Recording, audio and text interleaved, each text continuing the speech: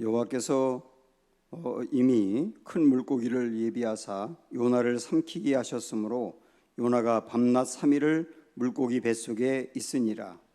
요나가 물고기 뱃속에서 그의 하나님 여호와께 기도하여 이르되 내가 받는 고난으로 말미암아 여호와께 불러 아뢰었더니 주께서 내게 대답하셨고 내가 수월의 뱃속에서 부르짖었더니 주께서 내 음성을 들으셨나이다. 주께서 나를 깊음 속 바다 가운데에 던지셨으므로 큰 물이 나를 둘렀고 주의 파도와 큰 물결이 다 내 위에 넘쳤나이다. 내가 말하기를 내가 주의 목전에서 쫓겨났을지라도 다시 주의 성전을 바라보겠다 하였나이다. 물이 나를 영혼까지 둘러싸우며 깊음이 나를 에워싸고 바다 풀이 내 머리를 감쌌나이다. 내가 산의 뿌리까지 내려가 싸우며 땅이 그 빗장으로 나를 오래도록 막았사오나 나의 하나님 여호와여 주께서 내 생명을 구덩이에서 건지셨나이다. 내 영혼이 내 속에서 피곤할 때에 내가 여호와를 생각하였더니 내 기도가 주께 이르렀사오며 주의 성전에 미쳤나이다. 거짓되고 헛된 것을 숭상하는 모든 자는 자기에게 베푸신 은혜를 버렸사오나 나는 감사하는 목소리로 주께 제사를 드리며 나의 소원을 주께 갚겠나이다. 구원은 여호와께 속하였나이다 하니라. 같이 읽습니다. 여호와께서 그 물고기에게 말씀하시매 요나를 육지에 토하니라. 아멘. 할렐루야. 잘 보내셨죠? 우리 가족끼리 인사하시고 우리 교우들 생각하시면서 사랑합니다, 축복합니다 하고 서로 인사하겠습니다. 사랑합니다, 축복합니다. 여러분 아마 지금까지 살아오시면서 인생의 그 바닥으로 떨어지는 경험을 했을 겁니다. 바닥으로 떨어지는 경험. 그 바닥으로 떨어지는 경험이 크게 봐서 두 가지인데요. 하나는 내 현재의 상황이 바닥으로 떨어지는 거예요. 뭐 질병일 수도 있겠고, 뭐 사업의 실패일 수도 있고, 그리고 어떤 시험에서 낙방한 것일 수도 있고, 직장을 잃은 것일 수도 있고, 내 가족을 잃은 것일 수도 있고, 상황이 바닥으로 떨어지는 거죠. 그런데 이것만이 아니라 또 하나가 뭐가 있냐면 나의 인생이 이런 사람밖에 안 되는구나. 내가 이토록 죄가 많구나. 내가 정말 심각한 사람이구나라고 하는 내 자신을 바라보는 자각을 가지면서 바닥으로 내가 떨어질 때가 있어요. 이것을 자기 존재의 바닥을 경험한다. 그렇게 말할 수가 있습니다. 상황의 바닥이 있고 존재의 바닥이 있다고요.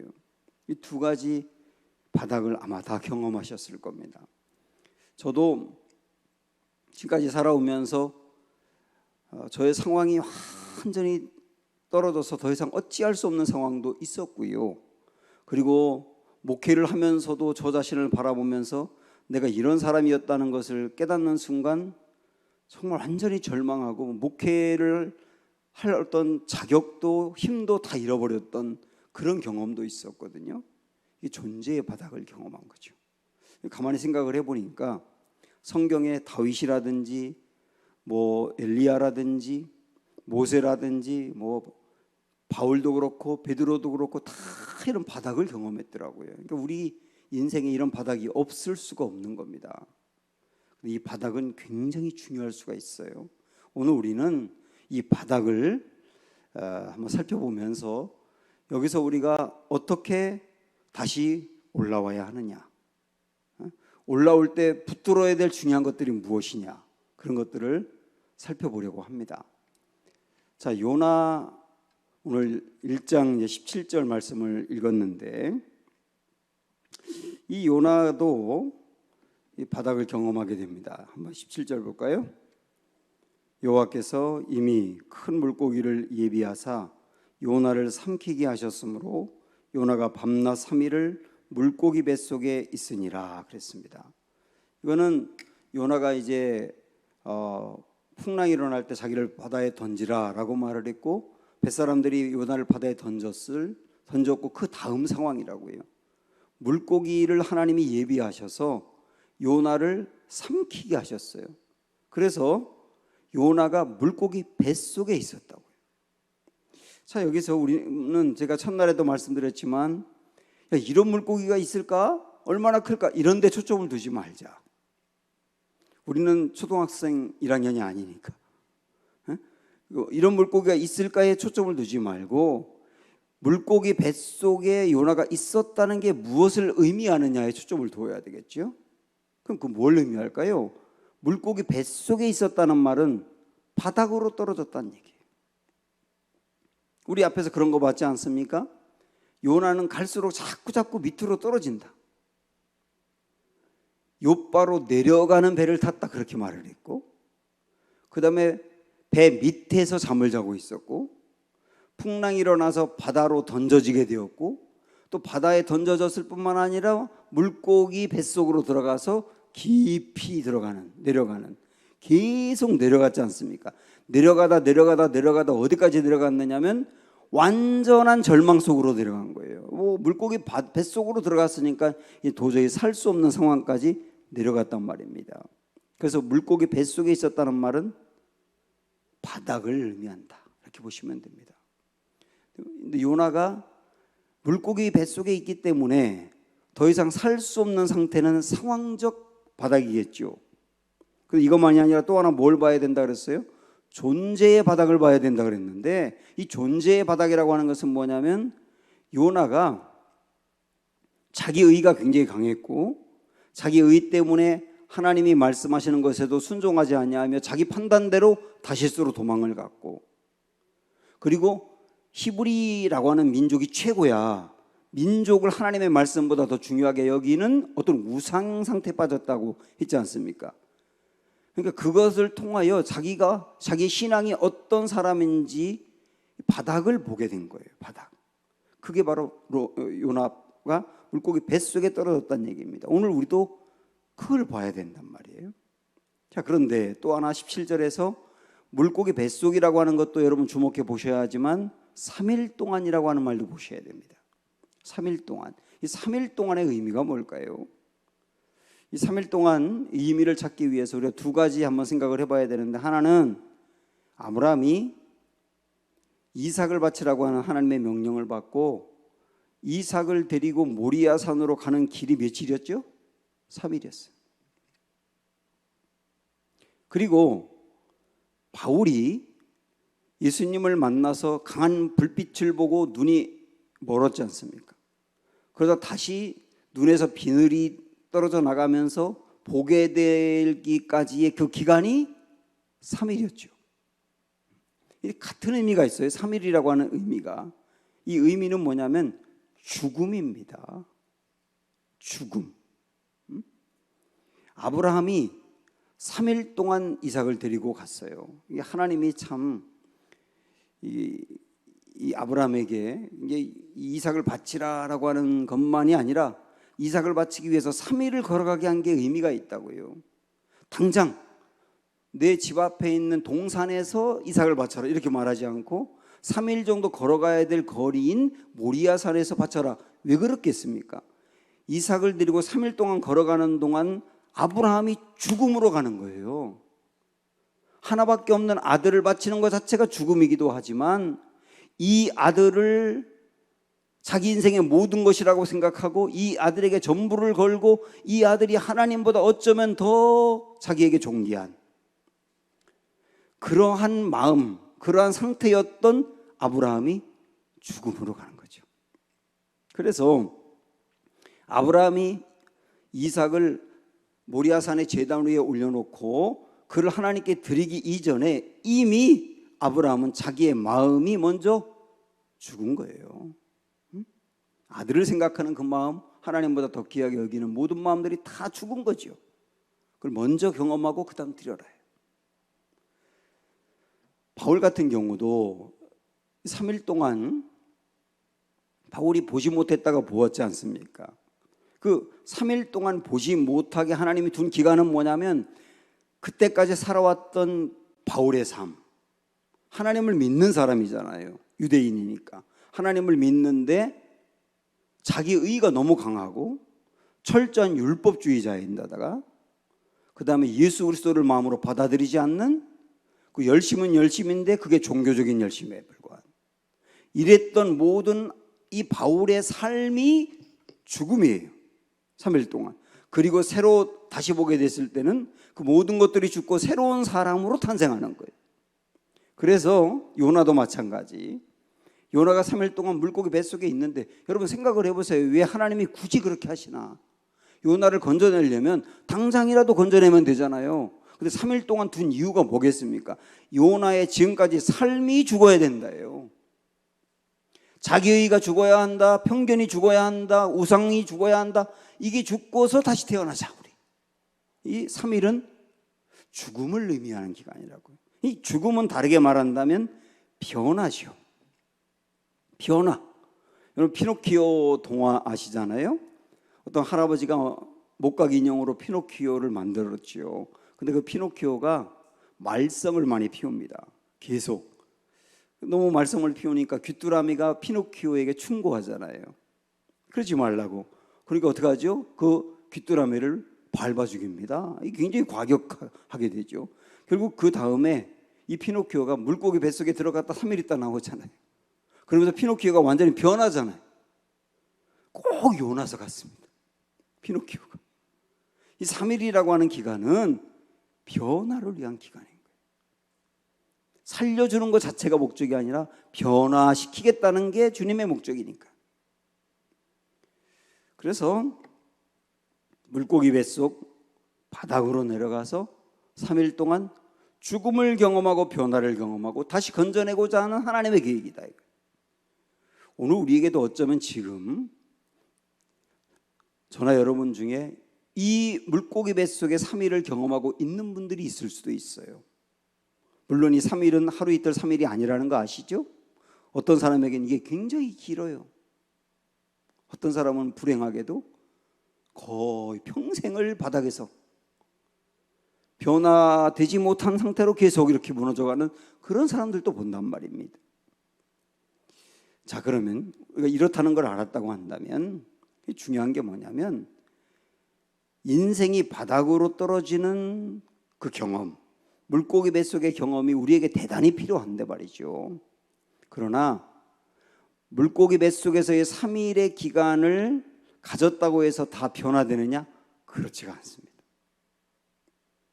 중요한 건 그래서 뭐냐면 물고기 뱃속에서의 3일 동안 기도를 하셔야 되는 거예요. 그래서 2장 1절로 이렇게 기도가 이어져 나오는 겁니다. 1절 보실까요? 요나가 물고기 뱃속에서 그의 하나님 여호와께 어떻게 했다고요? 기도했다고요. 요나가 물고기 뱃속에 있을 때 기도한 게 정말 중요한 거예요. 왜냐하면 기도라고 하는 것은 뭐 여러 가지로 이렇게 기도를 표현할 수 있는데 이렇게 보셔도 괜찮습니다. 기도는 자기 인생을 조율하는 겁니다. 조율. 집사님 기타 조율하시죠? 응? 기타 줄이 너무 느슨하면 조이죠. 너무 조여서 팽팽하면 소리가 올라가고 끊어지기 쉬우니까 그것도 느슨하게 하죠. 그게 조율이잖아요. 느슨한 건 조이고 조인 건 느슨하게. 어쩌면 기도라고 하는 것은 말이에요. 우리 기도 자리에 딱 나아가게 되면 나의 인생이 너무 풀어지고 느슨한 상태에 하나님의 말씀에 대해서 너무 소홀하고 신앙생활이 흐트러져 있는 상태인 나를 보고 이러면 안 되겠다고 조여가는 거예요. 그런데 어떤 때는 내가 너무 조여있어, 너무 긴장하고 너무 율법적이고 너무 팽팽해 있고 그럴 때는 오히려 기도하면서 좀 느슨하게 릴렉스 하면서 느슨하게 풀어서 좀 마음의 자유함도 갖고 여유도 갖고 그러면서 사방을 둘러보는 마음이 생기고 이런 시간들이 어떤 의미로 본다면 기도더라고요. 기도는 조율하는 시간이에요. 요나에게도 마찬가지. 그래서 조율의 감으로 말미암아 바닥으로 떨어진 요나에게 도약할 수 있는 시간이라고요. 기도가. 이렇게 우리에게도 기도가 중요한 것이죠. 자, 그러면 요나는 이 물고기 뱃속에서 기도한 게 정말 중요한 일이었다 그런 말씀을 드렸는데 그 요나의 기도는 어떤 것이었냐? 어떤 내용으로 기도했느냐? 이 기도의 내용도 대단히 중요합니다. 우리가 몇 단계로 이렇게 한번 보려고 합니다. 우선 제일 먼저 요나는 자기가 현재 당하고 있는 그 아픔, 바닥으로 떨어진 거죠. 자기가 바닥으로 떨어진 것을 하나님의 심판으로 인정을 했어요. 한번 3절을 보시죠. 2절을 보고 갈게요. 2절. 이르되 내가 받는 고난으로 말미암아 여호와께 불러 아뢰었더니 주께서 내게 대답하셨고 내가 수월의 뱃속에서 부르짖었더니 주께서 내 음성을 들으셨나이다. 요거 조금 아까 들었던 말씀하고 붙여서 여러분 이해를 해보시면 좋겠는데, 거기 2절 기도하는 내용 중에 고난으로 말미암아 여호와께 불러 아뢰었다. 이게 중요한 내용입니다. 고난이 있을 때 기도하셔야 돼요. 그 다음에 수월이라고 하는 것은요, 완전히 바닥으로 떨어져 바닥에 심연 깊은 곳으로 던져진 상태거든요. 지옥 같은 상태를 말하는 겁니다. 그 상태에서도 부르짖었더니 주님이 들으셨도다. 여러분 그냥 단순한 말씀이지만 기도하고 부르짖었더니 들으셨도다. 한번 해볼까요? 다 같이 시작. 부르짖었더니 들으셨도다. 우리 주님 그러신 분이라고요. 기도하는 사람은 먼저 이 확신을 갖고 기도를 해야 된단 말이에요. 바닥의 상태에서 부르짖었더니 들으셨도다. 그분에게, 들으시는 분에게 어떻게 기도를 했느냐. 3절, 이 3절이 자기의 현재 바닥의 상태가 하나님의 심판인 것을 인정했다고 했지 않습니까? 3절 다 같이 보세요. 주께서 나를 깊음 속 바다 가운데 던지셨으므로 큰 물이 나를 둘렀고 주의 파도와 큰 물결이 다 내 위에 넘쳤나이다. 여기 보면 깊음 속 바다 가운데 이런 표현, 그 다음에 또 큰 물이 나를 둘렀다. 주의 파도와 큰 물결이 내 위에 넘쳤다. 지금 이게 요나가 당하고 있는 이 고난의 상태지 않습니까? 바닥의 상태. 그런데 맨 앞에 그걸 뭐라고 표현하고 있냐면 그렇게 된 것이 주께서라고 시작을 하고 있어요. 그죠? 주께서라고 시작을 한다고. 그러니까 이 고난을 당하게 된 것이 주님의 심판이다 라고 받아들이는 겁니다. 그리고 그 파도라고 하는 말이 맨 끝에쯤에 나오지 않습니까? 근데 그 파도 앞에 뭐라고 되어 있느냐면 주의 파도라고 나와 있어요. 어마어마한 풍랑이 일어났지 않습니까? 요나가 탔던 배, 엄청난 풍랑, 견딜 수 없는 풍랑이었는데 이 풍랑을 그냥 풍랑 파도라고 말하지 않고 그 앞에 뭐라고 말한다고요? 주의 파도라고 말한다고. 이 주의 파도라고 말하는 것은 주님에 의해서 온 파도인 거죠. 이걸 다 받아들이는 거예요. 다 받아들이는 거예요. 제가 누차에 걸쳐 말씀드렸지만은 모든 고난이 전부 다 하나님이 우리에게 심판하는 것은 아니지만 요나 같은 경우는 맞는 거예요. 그 심판이. 그걸 받아들이는 거예요. 인정하는 거예요. 내가 이런 심판을 받는 게 마땅합니다. 인정하는 거라고. 인정하는 거. 거기서부터 회복이 시작이 되는 거예요. 그런데 여기서 기도가 끝나면 그냥 절망 자체로 끝나는 거죠. 그 다음 단계로 가야 되겠죠. 자, 두 번째 단계는 뭐냐면 이 바닥 상태에서 내가 하나님의 심판을 받고 있는 것이지만 바닥에서 스스로 나 자신이 살아날 길이 없습니다. 하나님의 심판에서 내가 스스로 벗어날 수 있는 길이 없습니다. 이걸 저는 뭐라고 말씀드리고 싶냐면 영적 무력감이죠. 영적 무력감. 나 할 수 있는 게 없어요 라고 인정하는 거. 이게 두 번째 기도예요. 영적 무력감을 인정하는 거. 6절로 우리 넘어가서 봅니다. 순서로 보면은 6절쯤에 나오지만 여러분 기도하시다 보면 막 회개했다가 강구했다 또 회개도 또 하고 이렇게 왔다 갔다 하지 않습니까? 그런 기도라고 생각을 하시면 우리가 이거를 순서로 이렇게 먹여가면 6절이 두 번째 와야 될 순서라고요. 보세요. 시작. 내가 산의 뿌리까지 내려갔사오며. 산의 뿌리가 어디입니까?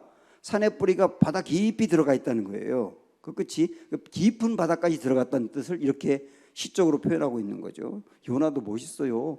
예? 바다 경험하면서도 시적으로 표현하잖아 그냥. 그 다음에 땅이 그 빗장으로 나를 오래도록 막았사오나 이렇게 나와요.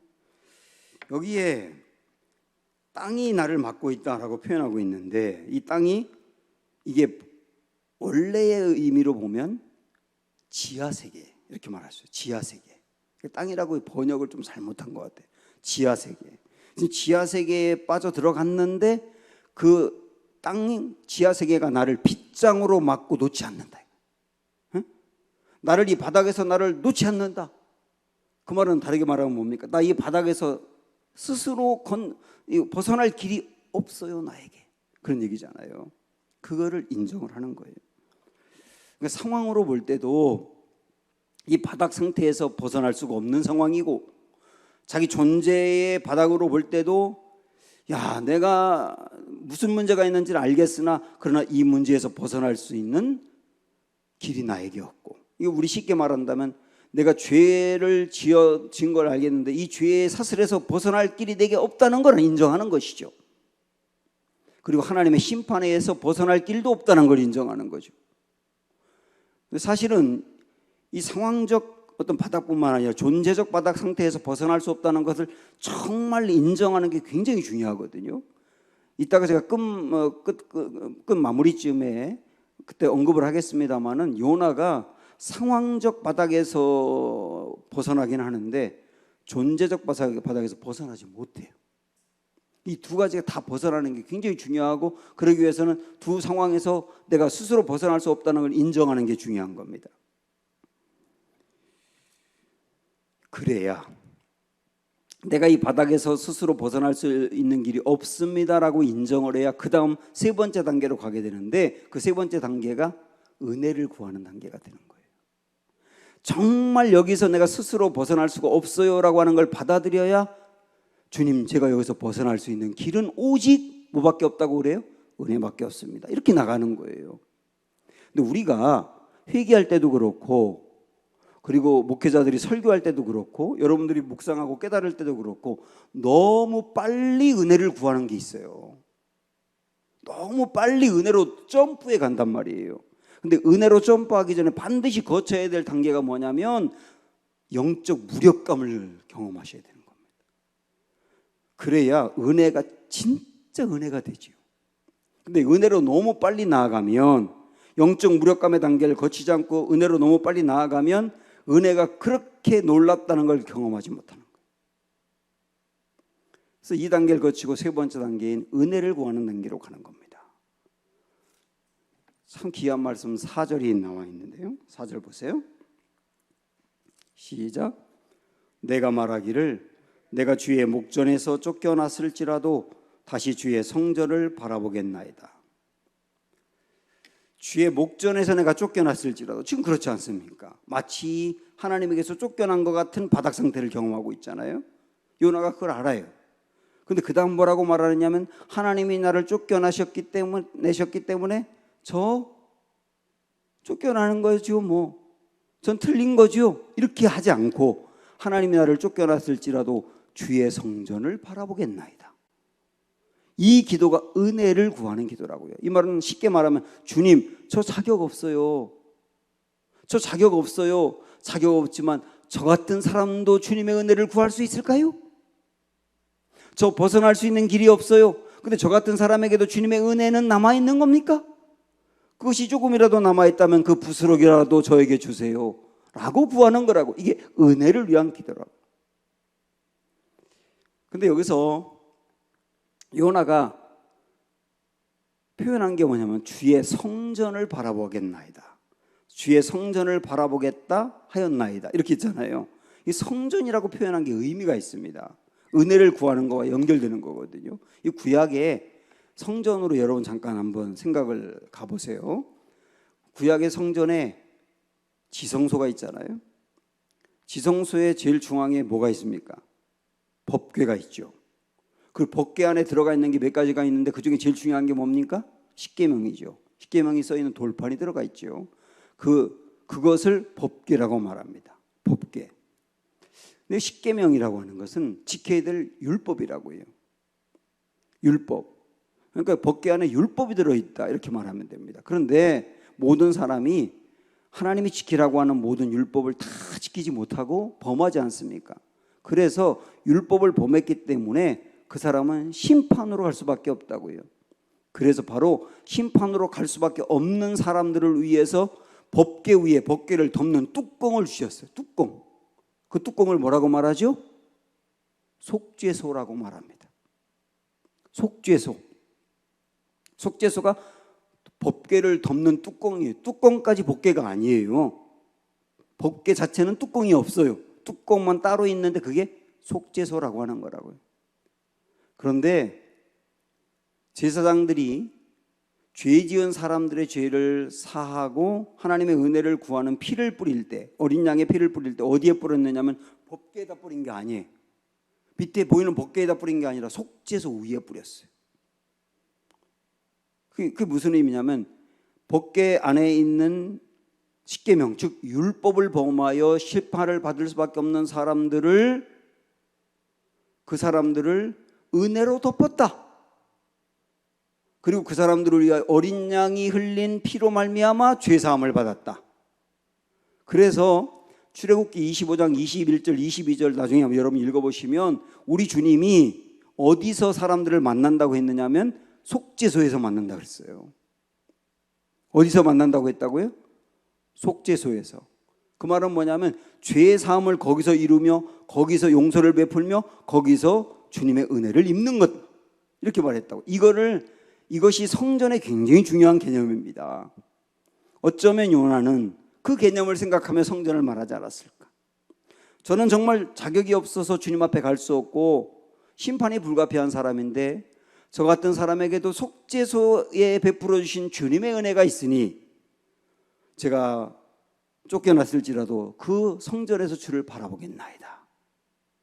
이거를 물론 요나는 예수님을 생각하고 한 말은 절대 아니지만 이 말씀을 우리가 적용한다면 우리 뭐라고 적용할 수 있느냐면 주여 제가 죄를 져서 하나님 앞에 나아갈 수 없는 심판에 불가피한 죄인이오나 저는 주님의 십자가 의지하여 주님 앞에 갑니다. 주님의 십자가가 있기에 저도 주님의 은혜를 구합니다. 이렇게 드리는 기도가 4절입니다. 은혜를 구하는 기도라고.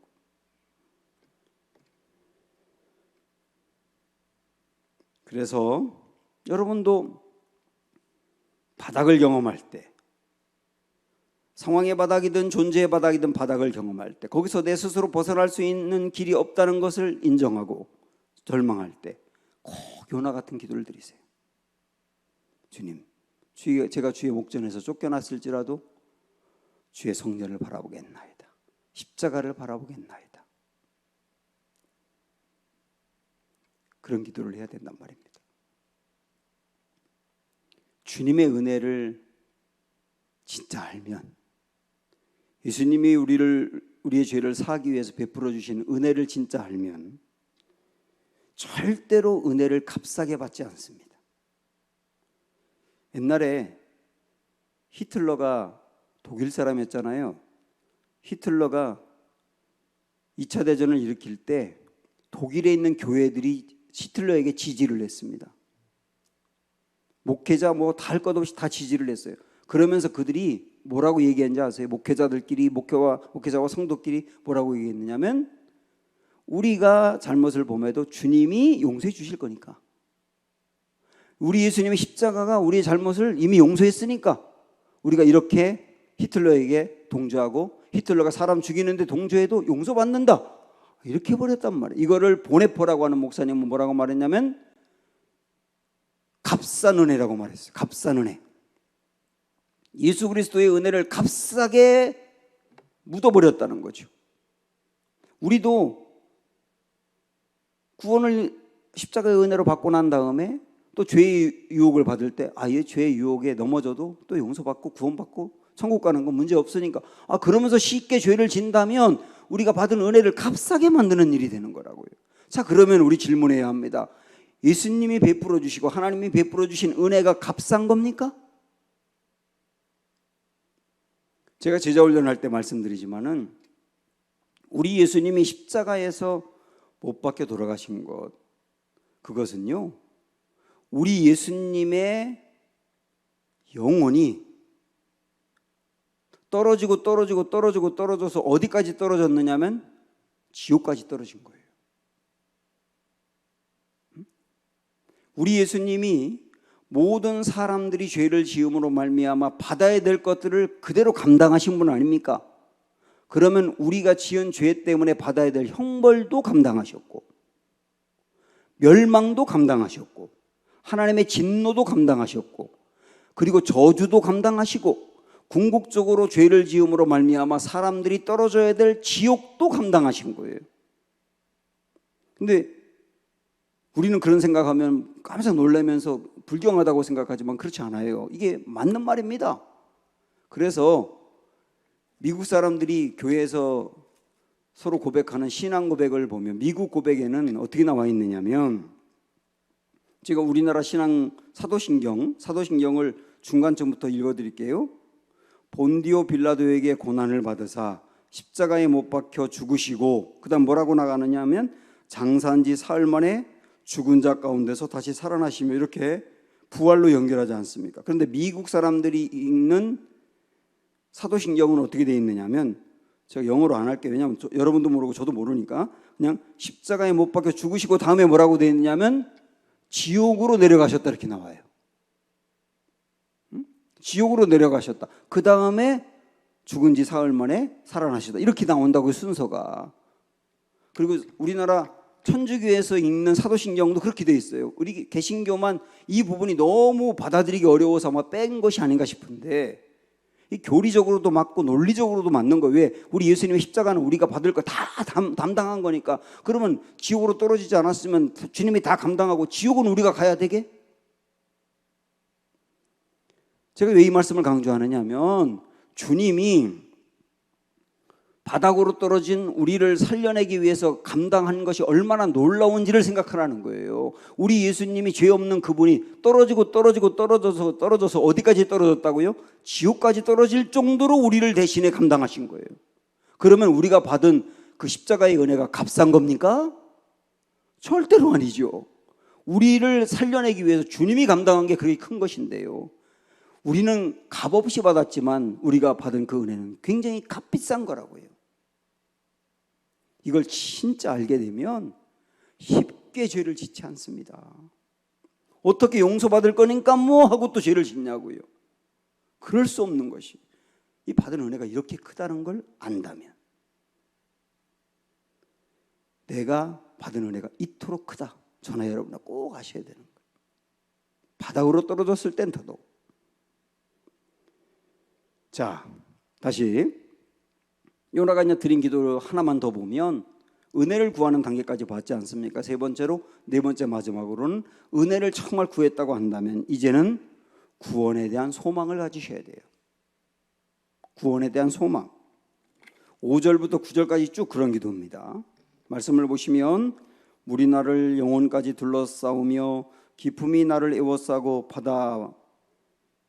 풀이 내 머리를 감쌌나이다. 내가 산의 뿌리까지 내려가 싸우며 땅이 그 빗장으로 나를 오래도록 막아 싸우나. 여기까지는 바닥의 상태를 이야기한 거죠. 그 다음에 뭐라고 기도하느냐 하면, 나의 하나님 여호와여, 주께서 내 생명을 구덩이에서 건지셨나이다. 아직 아닌데 이미 건졌다고 확신하며 고백하지 않습니까? 은혜를 구하는 사람은 주님이 이 바닥에서 건져낼 것을 확신하며 기도해야 된다는 거죠. 건지셨나이다 그랬잖아요. 7절에서도 내 영혼이 내 속에서 피곤할 때에 내가 여호와를 생각하였더니 내 기도가 주께 이르러 싸우며 주의 성전에 미쳤나이다. 내가 바닥에서 드린 기도를 주님이 들으셨다 그랬죠. 8절, 거짓되고 헛된 것을 숭상하는 모든 자는 자기에게 베푸신 은혜를 버렸사오나. 이거 나중에 말씀드리겠고, 다음 시간에 9절에서 나는 감사하는 목소리로 주께 제사를 드리며 나의 서원을 주께 갖겠나이다. 그 다음에 뭐라고 되어 있냐면, 구원은 여호와께 속하였나이다. 이 구원은 여호와께 속하였나이다, 이 부분은 더 정확히 우리가 이해하기 위해서는 구원은 오직 하나님의 것입니다, 이렇게 고백한 것. 구원은 오직 하나님의 것입니다. 저를 이 바닥에서, 상황의 바닥과 존재의 바닥에서 건져내시고 구원하실 분은 주님이십니다. 주님밖에 없습니다 라고 확신 있게 기도하는 거예요. 여러분도 은혜를 구한다고 한다면 그 다음 단계로 이 확신 갖고 소망을 품으셔야 된다는 얘기예요. 그랬더니 10절에서 마지막에 여호와께서 그 물고기에게 말씀하시매 요나를 육지에 토하니라. 3일 동안 먹지 않고 보관해 두었다가 토해버렸단 말이에요. 요나는 바닥으로 내려갔는데 하나님은 내려가는 요나를 끌어올려서 이제 육지로 나가겠단 말입니다. 구원해 내신 것이죠. 이렇게 우리도 바닥에서 주님이 건져내신다. 이 소망 품고 기도하는 거예요. 자, 이제 그러나 아쉬운 거 한 가지. 그러나 이 아쉬운 게 큰 건데요. 물고기 뱃속에서 요나가 기도를 했어요. 바닥에서 드리는 기도를 했다고요. 그리고 나서 구원까지 받았어요. 그런데 4장으로 넘어가니까 요나가 이전에 그 모습으로 또 가버린 거예요. 세상에 죽을 고생을 하면서 완전히 바닥을 경험하고 간신히 살아났는데 예전의 모습으로 또 돌아갔다고요. 이게 요나뿐입니까? 우리 주변에도 그 사람의 스토리를 들어보면 과거에 야, 이 사람은 상계의 용하다라고 생각할 정도로 완전한 절망과 바닥을 경험했는데 잠시 은혜 받아서 열심히 신앙생활하다가 또 옛날의 모습으로 돌아가는 사람들을 보잖아요. 이 사람이 희한하다니까요. 왜 그러냐? 요나는 왜 그랬느냐를 오늘 잠깐 말씀을 드리고 나중에 4장 때 더 깊게 드리겠는데, 요나는 바닥에서 기도를 드린 건 잘했는데 요나가 드린 기도의 초점은 사실은 상황의 바닥에서 건짐받는 데 초점을 둔 거예요. 존재의 바닥에서 건짐받는 거에 대해서 깊이 들어가지 못한 거예요. 정말 너무 힘들어, 지금 너무 힘들어 죽을 것만 같아. 여기서 건져내달라고 하는 기도에만 초점을 뒀단 말이에요. 내가 여기 바닥에 떨어지게 된 그 근본적인 존재의 문제가 무엇이며 신앙의 문제가 무엇이며 하나님 앞에서 내 문제가 무엇인지를 깊이 살펴보며 그것에 대해서 통렬하게 회개하고 그리고 나서 변화가 되었어야 되는데, 그러면 4장의 요나가 아닐 거예요. 근데 존재의 바닥에서 나오는 부분들은 좀 간과하고 상황의 바닥에서 나오는 거에만 초점을 두다 보니 상황에선 건짐받았는데 존재가 안 변하니까 또 문제가 생기는 거예요.